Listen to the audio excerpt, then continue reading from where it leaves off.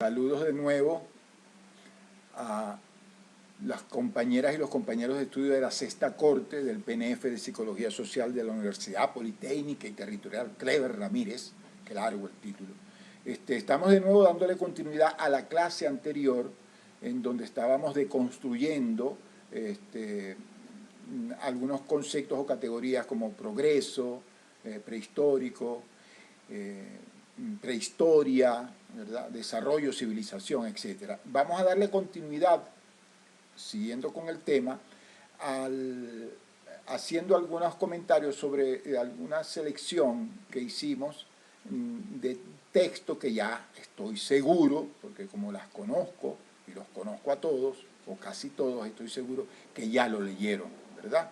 Lo han leído seguramente varias veces. Entonces, bueno, sigue con nosotros Leticia, que ya la conocieron, ¿verdad?, en el video anterior. Entonces vamos a encender este aparato que tengo aquí en la mano y vamos a comentar el artículo de Marc de Civrier, o Civrier, mi francés es muy malo. Civrier, el artículo de Marc de Civrier, titulado Apuntes sobre el mito y la tradición oral. Estos comentarios les van a dar luces a ustedes para que hagan el ensayo que tiene que ver con la evaluación de esta primera actividad académica. Este primer subrayado dice así. Estas sociedades, que aquí llamaremos naturales, tienen con la ecología del ambiente que los rodea contactos numerosos y mucho más estrechos que las sociedades urbanas de diversas épocas. Así dice. Fíjate que está ubicado en el presente, porque su vinculación con el mundo yecuana es a partir de 1956, vamos a poner, más o menos. Pero en la década de los 50. Disculpa, pero este artículo apareció en los años 80, o sea que es muy reciente en el sentido de lo que es la historia cronológica. Claro, él va conociendo, a partir de la década de los 50, él va conociendo a la comunidad yecuana. Vamos a subir el volumen un poco. Y ese conocimiento va siendo cada vez más profundo, cada vez más profundo. Y bueno, lo acompaña durante el resto de su vida a partir de esa fecha, ¿no? A partir de los años 50, hasta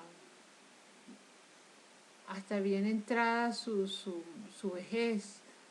Yo recuerdo haberlo visto conversando con Velázquez, el dueño de la palabra, el dueño del mito, la persona que le narra a él el Huatugna, que es un ciclo de mitos yecuana, un ciclo de creación en el Orinoco, lo llama él. Esa publicación que hace luego es la transcripción de la narración de Velázquez. Yo tuve la oportunidad de verlos juntos en los años, terminando los 80. Entonces, bueno, esa larga amistad con el pueblo indígena yecuana le permite profundizar cada vez más en el pensamiento y en la espiritualidad yecuana y le permite llegar a esas conclusiones. Que tuvo el privilegio de colaborar en la transcripción de ellas, ¿no? Entonces, cuando él se refiere a que hay estrechos contactos, se refiere a ese periodo de tiempo, ¿verdad?, en que él se estuvo relacionando, en que él los estuvo visitando. Y él dice que en ese momento,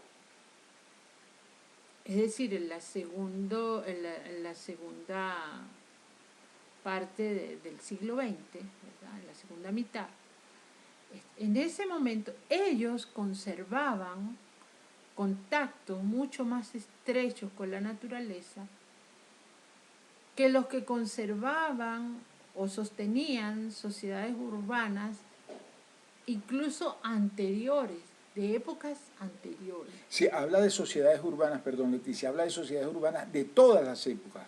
Él habla de que mantenían numerosos y estrechas relaciones con el medio natural, con el medio ecológico, como tú lo dices, ubicado históricamente en ese tiempo, en la segunda mitad del siglo XX, es decir, antes de ayer, pero comparándolas con todas las épocas de lo que son las sociedades urbanas industrializadas, dice después. Industrializada. Entonces, ¿en qué radica allí la diferencia, ¿no? Y eso también Guanacuni nos llama la atención sobre eso.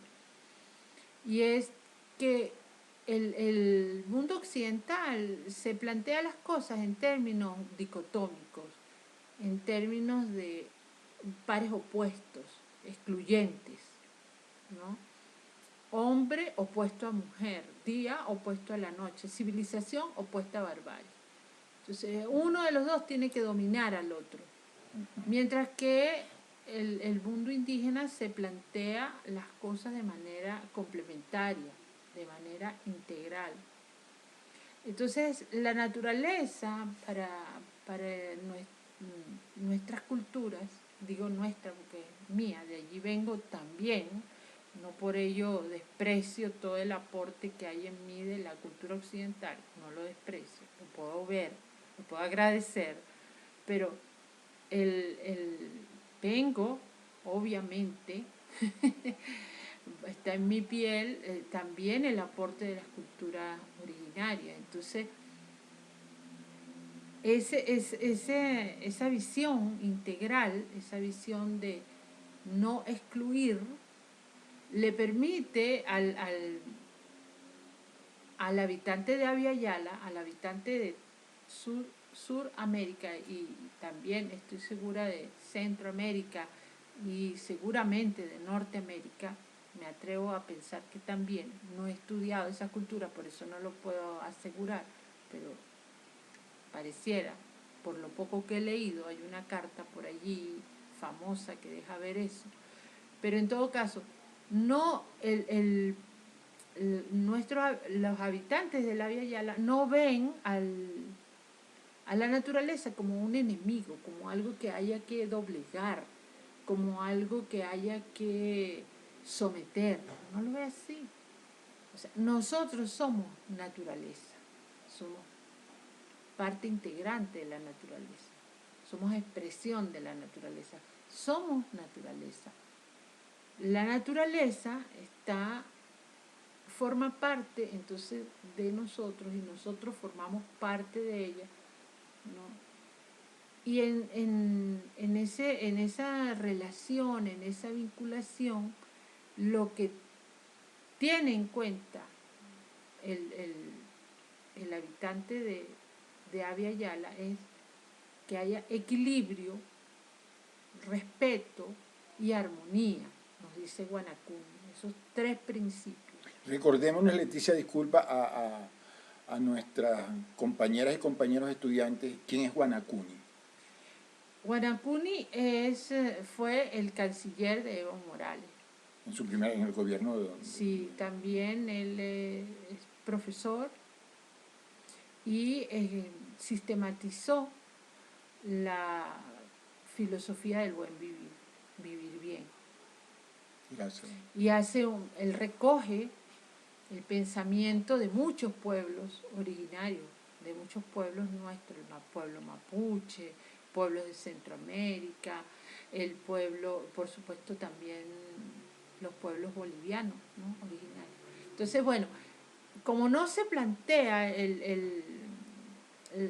la vida en términos dicotómicos, en términos de pares que se excluyen el uno al otro, sino como complementos que se integran, hombre y mujer se integran, se complementan, día-noche se integran, se complementan.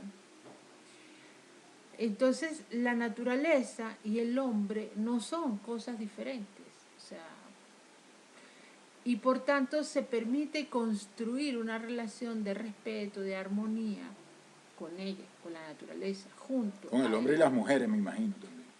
Entonces, no se trata de doblegarla, ¿no? No se trata de que vamos contra ella, sino somos parte de ella, somos parte de la tierra.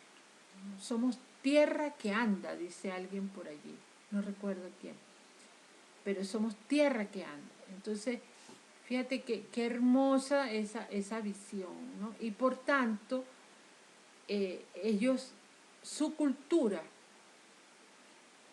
sobre todo aquí en lo que ahora conocemos como Venezuela, es muy frágil desde el punto de vista de la construcción. No hay grandes construcciones sólidas y pesadas construcciones. Son construcciones más bien bastante sutiles, bastante, no sé cómo decirlo, bastante frágiles. Porque esa convivencia con la naturaleza les hacía entender que, dada la fragilidad del espacio y eso de la geografía, y eso lo explica con mucho detalle Mar de Civrier en El hombre silvestre, la diversidad, la fragilidad, perdón, de la tierra en la selva amazónica le permite establecer una relación de convivencia que implica el nomadismo, es decir, y la poca acumulación de objetos. Fíjate que es totalmente antagónico al concepto del capitalismo, que es la acumulación de objetos.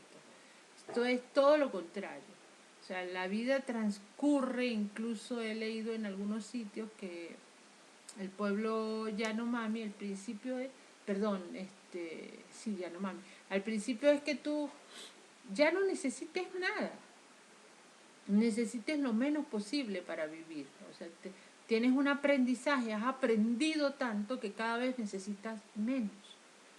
Entonces, es todo lo contrario a la acumulación del capital, a la acumulación de la riqueza, a la explotación de la tierra, que es lo que hace el capitalismo. No solo explota al hombre, explota a los animales, explota a la naturaleza, explota el suelo. Y entonces ellos, por esa razón, pues la selva amazónica está en pie.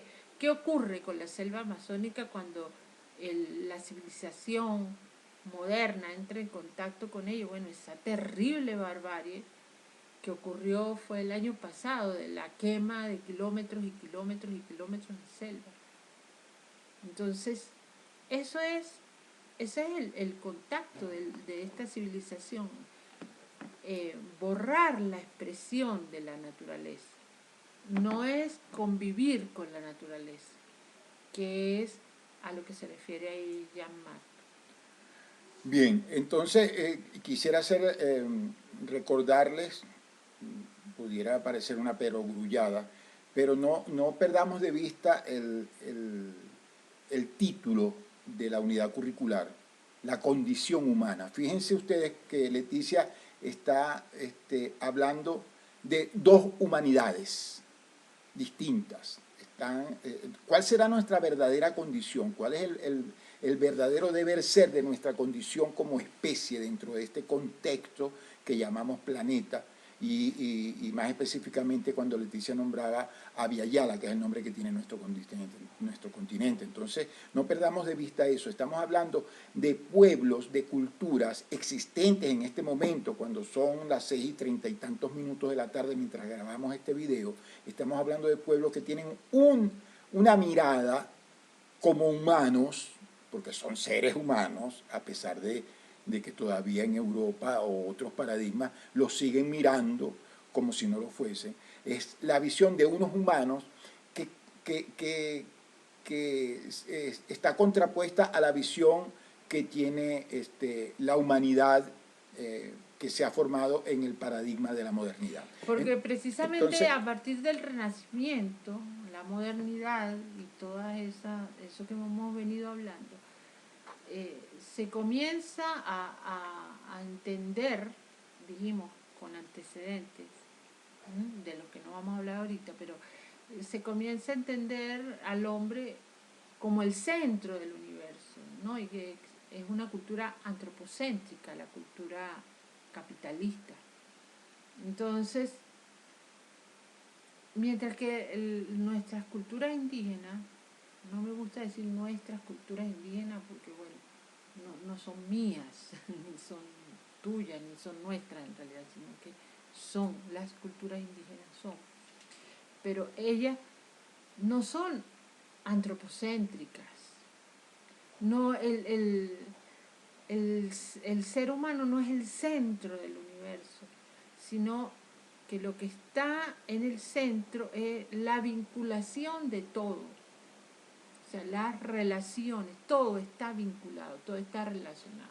Entonces, para sintetizar y dar paso a la lectura de otro subrayado que tenemos, todo esto que ha dicho Leticia con relación, no es que lo dice ella, o sea, ella recoge lo que esa visión que está recogida, valga la redundancia, en una cantidad de documentos, viene dada, esa visión de estos pueblos, viene dada por la estrechez y la constante relación con la naturaleza, de la cual nos habla Marc Sirviet en este artículo, ¿no? El otro subrayado que quería leerles dice lo siguiente, ya referido al mito: no perdamos de vista el título que habla sobre apuntes sobre el mito y la tradición oral. Entonces leamos, quizás con estos dos subrayados, yo tenía varios, pero quizás no nos dé tiempo, por lo menos por ahora. Dice así con relación al mito: el mito no usa conceptos para expresarse, sino que relata escenas concretamente vividas, y sus personajes son arquetipos que nunca mueren ni envejecen. Comunica enseñanzas fuera de los conceptos filosóficos de origen urbano, basado en hechos objetivos sin juicio de valor. Esos son los símbolos. O sea, el mito se transmite a través de símbolos. Pero antes, Leticia, de que comentes lo que dice acá sobre el mito, lo que dice de Sirviet a partir de la convivencia que él tuvo en estas comunidades, quisiera que nos explicaras un poco, porque sé que no soy el único, en el imaginario colectivo de Occidente, por cierto, también, y eso tiene una razón política, que nos comentara por qué en nuestra cultura, y no hablo de nuestra cultura en el sentido venezolano, por qué, por ejemplo, entre las compañeras y los compañeros de estudio que están viendo este video, en muchos, el mito está asociado a lo que no es, a lo falso, a lo mentiroso. Cuando uno se quiere referir desde el punto de vista coloquial, cuando uno quiere decir, no, fulanito, ay, no, eso es un mito de él cree que él hizo, pero eso es un mito. O sea, cuando, por ejemplo, el amor que a mí me tiene la reina Isabel, eso es un mito, porque ella ni me conoce, pues. O sea, yo tampoco la conozco personalmente, pero siempre el término mito está asociado a lo que no es, a lo falso, a lo fantasioso, a lo irracional, al invento fabulante, que no tiene ningún sentido en lo que es la realidad de las comunidades y de los individuos. Bueno, es que se nos dice algo más durante toda la primaria y se nos sigue repitiendo en la secundaria, que lo que nosotros vamos a la escuela en realidad era a recibir un paquete de pensamiento. Entonces el mito se dice que es que la gente, como no tenía razón, no tenía capacidad analítica, pobrecita, se explicaba los hechos a través de los mitos. Nos decían eso también. Claro, el origen de las cosas, todo eso se lo explicaba a través de mitos porque no tenía desarrollada la razón. Fíjate. Y no es así, sino que el mito ha estado siempre con nosotros. Es más, hoy más que nunca. A mí me encanta exponer esto a los estudiantes y a las estudiantes para ejemplificar la cosa con, por ejemplo, la Barbie. Me encanta ese ejemplo. La Barbie es nuestro mito moderno. Por ahí había un padre, lamento que nunca recuerdo su nombre, un padre de la teología de la liberación brasileño, que hablaba de que un mito en este momento son los centros comerciales, son un mito. Entonces, ¿cómo opera el mito? El mito no va dirigido a tu racionalidad. El mito va dirigido a tu integralidad, es decir, a tu cuerpo, a toda tu capacidad sensible, pero también va dirigido a tu emocionalidad y va dirigido también a lo que diría Jung por allá, al inconsciente colectivo, eso saben ustedes más que yo, al inconsciente, a la espiritualidad, diríamos si estamos hablando, si estuviéramos hablando en otros términos. Es decir, a nuestra totalidad va dirigido el mito. Y para acceder a esa totalidad, la razón se queda estrecha más bien, se queda chiquitica, se queda corta. O sea, hay que romper esa racionalidad, pasar por encima de ella o abrir la puerta de la racionalidad, mejor dicho, porque tampoco es agredirla, porque también la racionalidad está presente en todos los pueblos y es muy útil, igual que la tecnología. O sea, yo no puedo decir otra cosa, sino que todos estos aparatos permiten que nuestra oralidad se siga comunicando más allá de las fronteras que suponen nuestras casas en este momento de pandemia sobre todo. Entonces, como estamos en un modo de ver las cosas en que no hay contradicción, el símbolo es perfecto para eso. El símbolo es abarcante, o sea, todas las posibilidades están dentro del símbolo. Todas las posibilidades están dentro del símbolo. Y ahí cada quien interpreta el símbolo desde el lugar de donde está. Si es una mujer, si es un hombre, si es un niño, si es un adolescente, si es una persona que tiene una experiencia de vida determinada u otra. El símbolo llega a todos, ¿no? Se dice que tiene muchos sentidos, a diferencia del signo, que tiene un sentido, ¿verdad? Tiene muchos sentidos. ¿Y por qué se descalifica el signo? Porque es el núcleo, el mito, perdón, porque es el núcleo de nuestra cultura, es el centro de nuestra cultura. Entonces, descalificar el mito es destruir nuestra cultura. Pero además de que se descalifica nuestro mito, se imponen otros mitos sin decir que son mitos, invisibilizando el mito. Claro. Y entonces nosotros pasamos a adoptar una nueva mitología totalmente inconsciente de ese hecho, porque el mito va hacia el inconsciente. Por ejemplo, a mí me parece que la Barbie es un ejemplo perfecto. Claro, ustedes deben tener mitos mucho más modernos que yo desconozco, ya yo perdí la pista. Pero por ejemplo la Barbie las muñecas durante la historia de la humanidad servían para que la mujer y el hombre, el niño también, se fuesen preparando, fuesen aprendiendo a ser padres y madres, cambiarle la ropa, darle comida, a través del juego, a través de lo lúdico, ¿no? El niño imita al adulto y así aprende. Juega a que es adulto y así aprende. Perdón, Leticia, pero eso ha sido así desde hace tiempo, o yo pensé que las muñecas tenían un uso... No, hay muñecas antiquísimas. Entonces, hay varias muñecas, por ejemplo, aquí en Venezuela, la guayúnquera, que era una muñeca indígena. Pero las muñecas casi siempre eran niños, bebés. ¿Por qué? Porque la niña jugaba a ser adulta y atendía a su hija o a su hijo, a su bebé, ¿no? La muñeca de trapo, por ejemplo, que tanto honor hace Aquiles Nazoa, ya que estamos hablando de lo humano desde las artes. Entonces, viene la Barbie y no es una muñeca bebé, es una muñeca adolescente. Adulta, creo, casi. Joven. Joven, por supuesto. Una adulta joven. Pero no es ninguna muchachita. Entonces ya no va a ser la muñeca con la que la niña va a jugar para aprender a ser mamá, sino que es la muñeca que la niña va a imitar. La niña va a aprender a maquillarse como se maquilla la Barbie, a vestirse como se viste la Barbie, a utilizar todas los artefactos.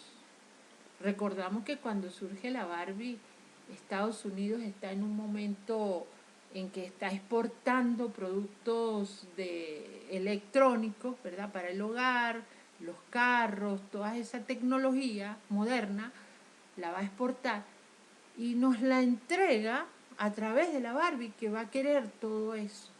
La niña aprende a ser, o sea, esa es la mujer que yo quiero ser. Esa es la mujer que yo quiero ser. Entonces, aprende a imitar a un arquetipo, es decir, aprende imitando a través del juego, a través de lo no racional, no a través de conceptos, o sea, la Barbie no le dice nada, pero trae consigo incluso a su marido, que también está enchufado a una serie de aparatos, es decir, ¿y qué termina ocurriendo en la vida cotidiana de las mujeres?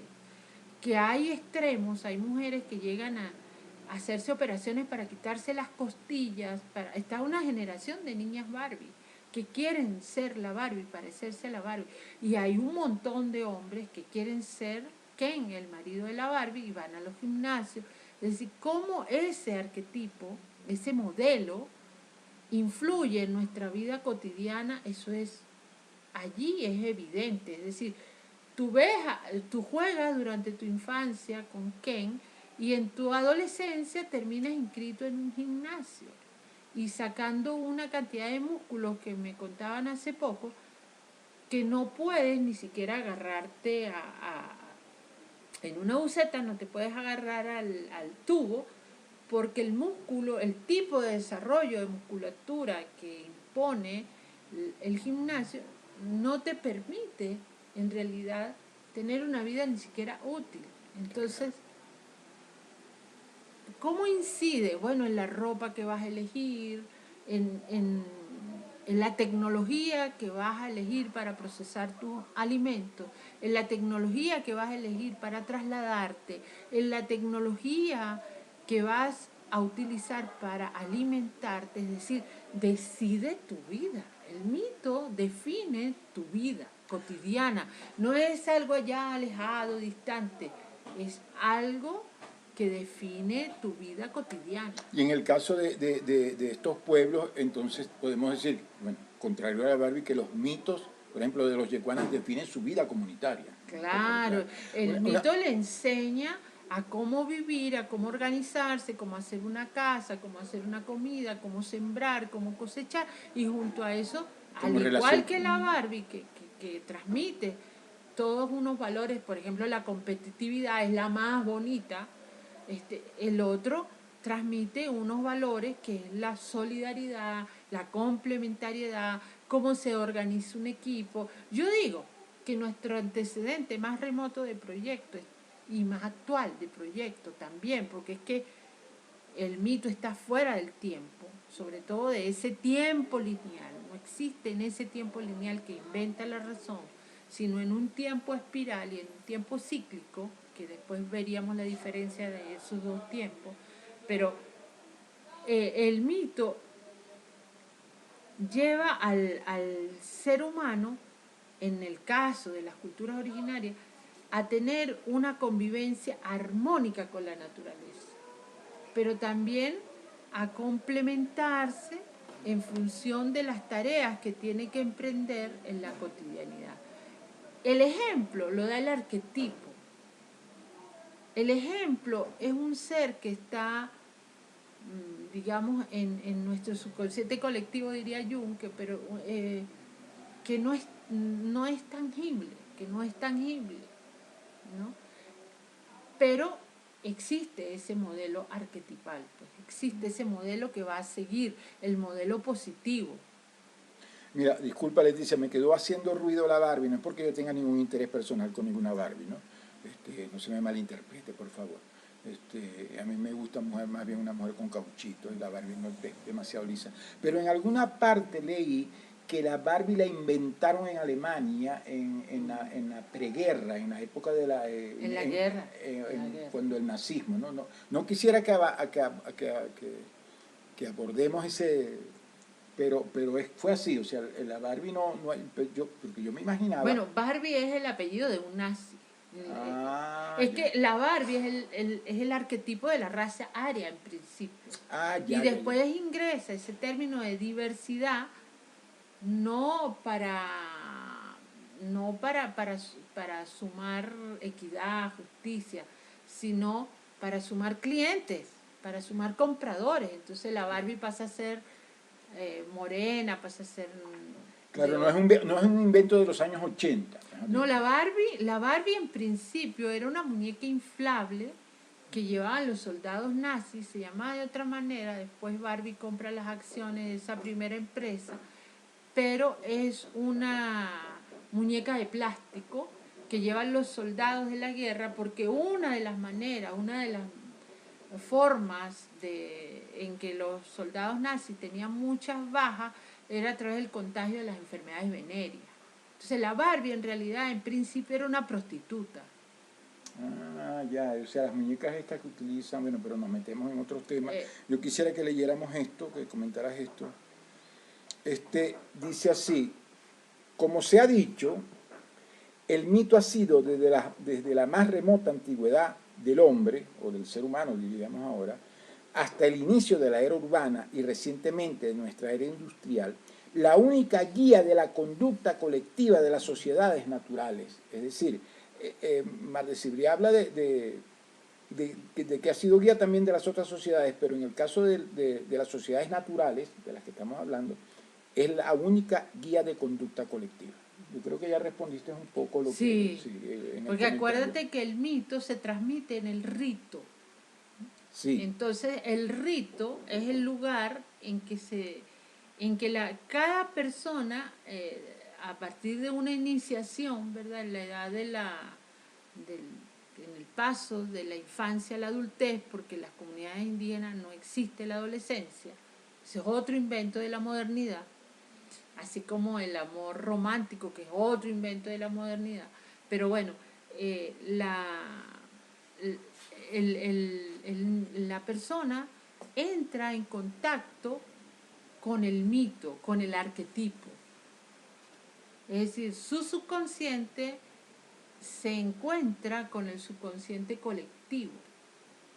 Entonces es como, digamos, el mito, dice por allí Marthe en alguna parte, es como nuestra constitución, pues allí está la manera en cómo nos vamos a relacionar, en cómo vamos a construir, decía antes, cómo se construye una casa comunal, ¿no? Allí eso lo encontramos en el mito, pero uno lo aprende directamente del mito, a través del rito, de la fiesta colectiva, no en soledad, no es en aislamiento. No es como el libro que uno estudia, digamos, por ahí lo leí en alguna parte, uno estudia un cuerpo doctrinado filosófico, la filosofía de fulano, de sutano, y uno se recoge y se va y se aísla y se pone a estudiar el libro. Este es un libro abierto para todos. No, el mito se transmite porque a través del rito que... Por ejemplo, aquí en el valle me decían los vasallos de la morenita, cuando la morenita baja, nosotros que somos sus vasallos nos ponemos una máscara porque nosotros no importamos, el que baila no importa. Es ella la que se manifiesta a través de nuestro cuerpo, es como que los invade, ¿no? El espíritu de la morenita. Entonces, pero es a través de la fiesta, a través del licor, a través del baile, a través de eso que... A través del ritual. Del ritual que el espíritu colectivo, digamos, o que los ancestros que también están presentes en esa fiesta, todos ellos se manifiestan, se expresan y la persona, el individuo, comprende a través del mito, ¿verdad? Que son historias narradas. También en la cotidianidad esas historias se narran ya fuera de la parte sagrada. Así como, por ejemplo, tenemos la morenita, el ritual de la morenita, ¿verdad? pero también están afuera las historias de los santos, las historias bíblicas, que la gente las comenta, las conversa, habla de ellas. Pues. Lo mismo pasa con estas otras culturas. Sí, bueno, fíjate, vamos a cerrar con este último, quedan otros por ahí, que bueno, vamos a ver si da tiempo de acá a febrero, pero quería leer este último porque acabas y viene muy como anillo al dedo, una palabra que nos mencionaste dentro de tu último comentario, que habla de la comprensión, ¿verdad? Y la comprensión, no, hablaste de comprender, y la comprensión está muy asociada, íntimamente asociada a la razón, ¿verdad? Dentro de lo que es el paradigma cultural occidental. Entonces, quería leer esto para que nos comentes ya para cerrar esta charla, ¿verdad? Las sociedades racionalistas, razón, ¿verdad? Las sociedades racionalistas quieren reemplazar los mitos por teorías y mejorar lo natural con las producciones culturales de la hegemonía del cerebro sobre el corazón. Eso lo escribe acá Marc de Sylvier en este artículo. ¿Qué podrías comentarnos ya para cerrar esta parte? Bueno, es que, como ha venido diciendo, las culturas originarias entienden al ser humano como una totalidad, no fragmentariamente. En tal sentido, la razón también es un componente, pero no es ni el más importante, ni el único, ni el privilegiado, ni siquiera se asocia con el concepto, no se asocia necesariamente con el conocimiento. No se entiende que es la única forma de alcanzar el conocimiento. Ya, es una herramienta más. Es una herramienta más.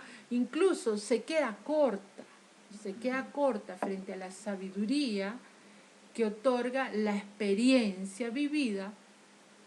Por eso es que surge toda una nueva teoría en América Latina de investigación, acción, participación, ¿verdad? Incluso Simón Rodríguez viene hablando de la experiencia, la reflexión sobre la experiencia. Es otra cosa. Ya ahí nos meteríamos en otro asunto.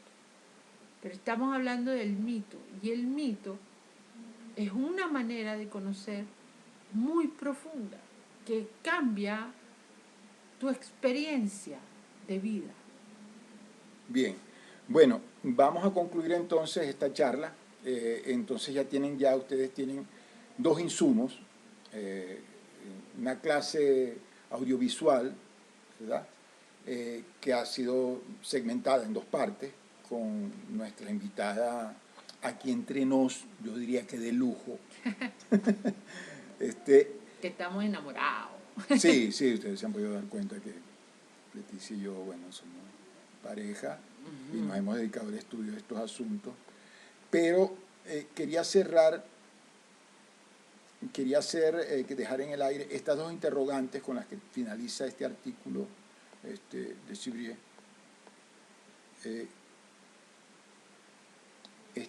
Son tres interrogantes. Vamos a leer las primeras dos, después hago un comentario. Dice así la primera. Aquí se recoge todo lo que hemos hablado sobre progreso, prehistoria, historia, barbarie, gente superior, gente que es inferior, que casi no es gente, todo lo que hemos dicho acá, todos los comentarios de Leticia. En estas preguntas se recoge la relación con la naturaleza, la no relación con la naturaleza, porque yo soy yo y la naturaleza es otra cosa. Incluso el refranero popular aquí entra, Caracas es Caracas y lo demás es Monte Culebra. Es como si el monte y la culebra...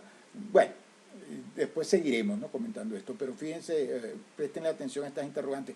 Sé que ustedes ya las leyeron, bueno, vamos a leerlas de nuevo. ¿Podrá la Tierra sobrevivir a este indefinido crecimiento de una tecnocracia urbanista e industrial declarada antinatural? Primera interrogante. Segunda interrogante. ¿Qué clase de ser humano logrará sobrevivir en una sociedad artificial, dividida masificada, marginada de su propio ambiente vital. Bueno, después yo a través de audios, por el grupo de WhatsApp, voy a direccionar más un poco la tarea que tienen que hacer y estas preguntas van a estar incluidas dentro de esa tarea. Y les voy a dar, bueno, especificaciones con relación a eso. Y entonces, bueno, nos despedimos. Esto fue todo. Y nos despedimos con esta tercera interrogante. Para nosotros tiene un sentido muy trascendente para lo que es el papel que ustedes deben jugar como futuros psicólogas y psicólogos sociales dentro de la sociedad merideña, venezolana y latinoamericana. Es equilibrada una comunidad humana que adora el Dios llamado progreso, no siendo más que una abstracción mental escondida en un cielo inexistente, lejano.